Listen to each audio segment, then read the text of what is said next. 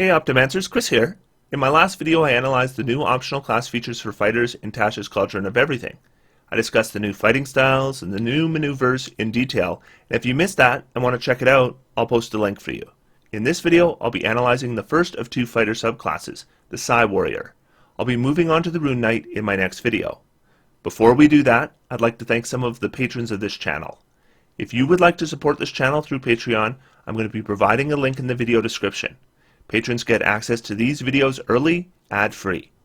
My top level patrons can join me for a bit of D&D each month.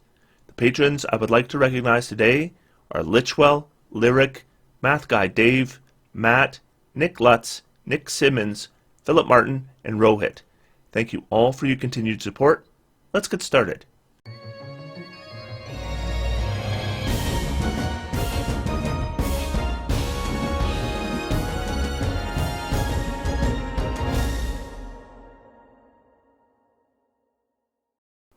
The Psi Warrior is a fighter that mixes the power of psionics with the martial capabilities of a fighter. A number of the Psi Warrior subclass features are going to rely on your intelligence modifier, so you will want to consider that when you build your character. This can make ability scores pretty lean when you need to worry about strength or dexterity as well as constitution, though I will point out that one possible option is to multi-class with Artificer, as 3 levels with Battlesmith could allow you to use your intelligence in place of strength or dexterity for attacks, and allow you to focus more singly on intelligence without sacrificing your attack bonuses. But 3 levels is a pretty deep investment, especially when extra attack would come 3 levels later, so in some cases you just might want to make do with the stretch. The first feature you're going to receive is your Psionic Power. This is going to provide you with psionic energy dice, which are d6s when you first receive them, but scale to d8s at level 5, d10s at level 11, and d12s at level 17. You have a number of dice equal to double your proficiency bonus, and you recover them after a long rest. You can also recover one using your bonus action at any point after your long rest, and you can do so again after any short rest as well. So if this sounds identical to the Soul Blade feature, that's because it is. However, apparently it's not. At least according to the designers, who say that if you have access to both, you record and track them separately and they are not interchangeable. This might be easier to do if they didn't have exactly the same name, so I might play with the names a bit if I did make a build that multi-class this way. Another thing to take note of is that these are recovered on a long rest, which is a bit unusual for a fighter that often get these kinds of features back on a short rest, though we do actually get a lot of these dice. So that makes up for that. So at 3rd level, we gain 3 ways to use our psionic dice. The first is the protective field. This allows us to use our reaction to lower the damage of a single attack against us or another creature within 30 feet that we can see. We reduce the damage by the roll of the psionic die plus our intelligence modifier. So, assuming this artwork is a Psi Warrior using this feature, I would question why there's 3 arrows in the psionic field, since the ability definitely can't do that. Still, damage reducers are okay, especially if we have nothing else to use our reaction on. Reactions that hinder on a single attack instead of attacks for an entire round are a lot more limited, and our psionic die is not going to scale nearly as fast as enemy attack damage. So I think that we'll find that this one is pretty good at level 3, but later on it's going to be a pretty small reduction. Our second option is Psionic Strike. This is a straight out damage boost. Up to once on our turn, we can add damage to an attack we made against a creature within 30 feet of us, and it's equal to our die roll plus our intelligence modifier. This takes place after we deal damage with our attack, so this is one of those damage boosts that looks like it won't get a boost from a critical hit. Extra damage is okay, and although there are a lot of subclasses out there that give damage boosts once on each of your turn for free, and this one still uses up a resource, we are adding our intelligence modifier, so this is likely going to add more damage when we use it. So, I mean, this is okay. Though if you are playing an archery build, just keep in mind that 30 feet restriction could be inconvenient. The final option is Telekinetic Movement, which is probably the most circumstantial of the 3, but it should be pretty impactful when it does come up, at least in my view. This allows you to move an object or a willing creature, and this uses your action. And you can only do it once without using a psionic die, and anytime you want to use it afterwards, you have to spend a psionic die. You need to be able to see the target, and it needs to be within 30 feet of you. You can then move the target up to 30 feet to a place you can see, but apparently the destination does not need to be within 30 feet of you. And then it specifies that if the object is tiny, you can move this to move it in or out from your hand, which seems like a pretty lousy use of both the psionic die and your action. So maybe I'm missing something, but this sounds pointless.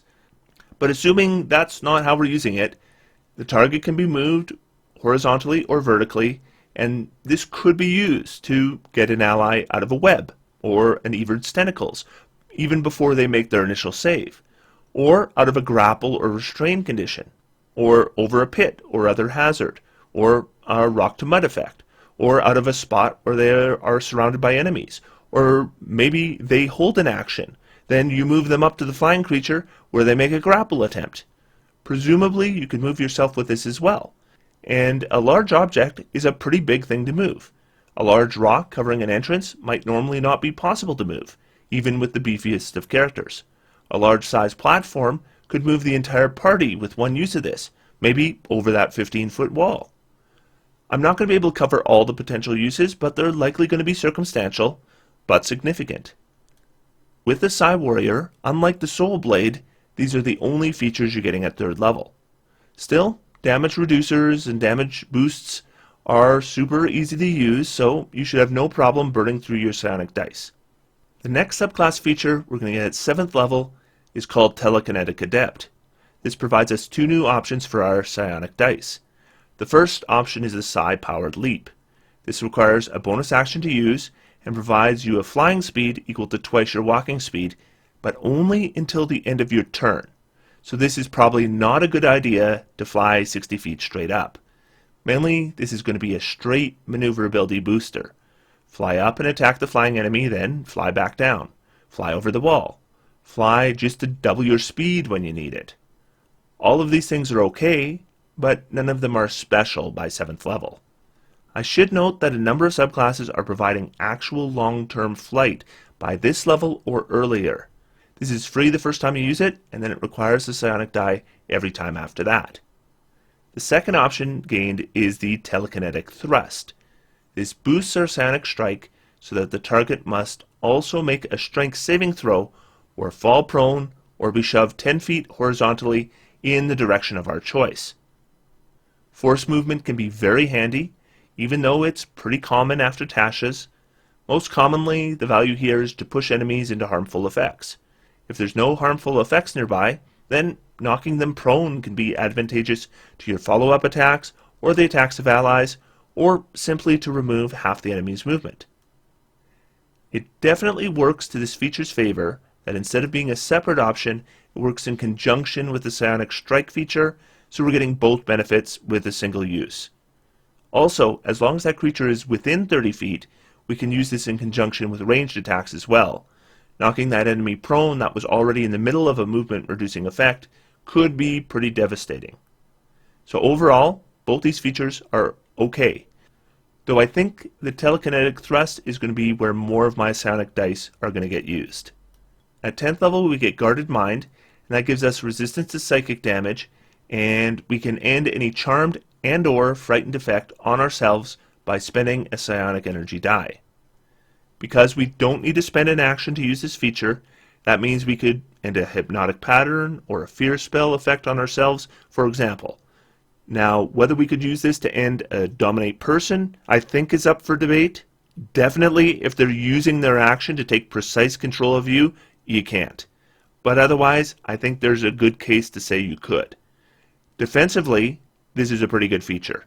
Psychic damage isn't going to come up often, but charm and fear effects do. And dismissing them without using up your action is pretty good, and probably better than advantage on the save in the first place, since this is guaranteed to work when you use it. Things like a Dragon's Fear aura can be extremely difficult saves for fighters, and Indomitable isn't a big deal when you needed a 20 in the first place. Then we go to 15th level and we get Bulwark of Force. This uses a bonus action to shield yourself and your allies up to a total number equal to your intelligence modifier with half cover for 1 minute. Half Cover is a +2 armor class bonus, and it stacks with pretty much everything save more cover. A +2 armor class boost for 10 minutes without concentration is pretty good. A +2 armor class boost for 10 minutes to multiple creatures without concentration is really quite good. This is also free to use the first time, but can be used again by spending your psionic dice. As far as I'm concerned, this is probably the best feature the Psi Warrior gets, and well worth using psionic dice to use this feature again to keep those bonuses up for every combat, which you should likely be able to do in any halfway normal adventuring day. Finally, at 18th level, we get Telekinetic Master. This gives us access to the Telekinesis spell, which we can cast without components, meaning it likely can't be counterspelled, and we'll be able to do it in an area of silence, or if our hands are full, or whatever. In addition, while using the Telekinesis spell, we can make a weapon attack as a bonus action, and that's a pretty decent boost. The first use of this is free, then it requires a single psionic energy die to use again. So, Telekinesis is a good 5th level spell. But it is a 5th level spell, and we're 18th level, so context does matter here. Getting a 5th level spell at 18th level is not that dramatic. On the other hand, an Eldritch Knight waits to 19th level to cast a 4th level spell, which they can do once. We can pretty much use this constantly all day if we wanted to. So for a fighter subclass capstone, I think this one is pretty good. Though again, once we get to 18th level, we're going to be feeling a pretty big gap between dedicated spellcasters and our fighter who just got to access a spell that the wizard could cast 9 levels ago. However, if we are comparing this to the other fighter subclasses, this is a pretty sweet capstone overall. Telekinesis, though, really relies on good intelligence, so if you haven't maxed out your intelligence, because, you're a martial character, you're going to feel that. So, that's the Psi Warrior. And when I look at fighter subclasses, one thing in the Psi Warrior's favor is that they have a few different options in combat provided by their psionic abilities. This is going to make them feel more like playing a Battle Master or an Eldritch Knight than the more mundane options. I also think that the higher level abilities that this character gets, particularly level 10 onwards, are pretty good. The downside of the subclass, though, and this is a big downside, is that almost all their features rely on intelligence. And intelligence is not a primary ability score for fighters. With something like an Eldritch Knight, we can get around this to a certain degree by selecting spells that are not ability score dependent. But we don't have that option here. Now, with a fighter, because of the increased number of ability score increases, we could technically boost both our primary score and our intelligence given enough levels and enough time. But we're also going to be giving up the additional feats that we would normally be selecting with those boosts. As I mentioned earlier, it's certainly possible to combine this with Battlesmith to alleviate that problem, but then we're facing significantly delayed access to our higher level features, and as I mentioned, the high level features here are the draw with this subclass.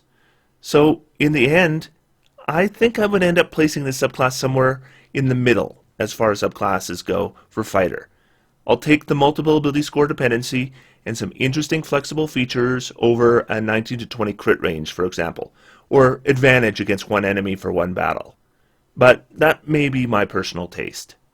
However, I look at the other subclasses in Tasha's, and I'm seeing interesting and flexible features that aren't going to require stretching my ability scores, and I can't help come to the conclusion that those are the much better options in comparison. Speaking of which, that's exactly the kind of subclass I'm going to be going over in my next video. So I hope you'll join me in my analysis of the very potent Rune Knight. And until then, I'm going to sit back, relax, and have some fun. D&D is for everyone. Thanks everyone, and I'll talk to you soon.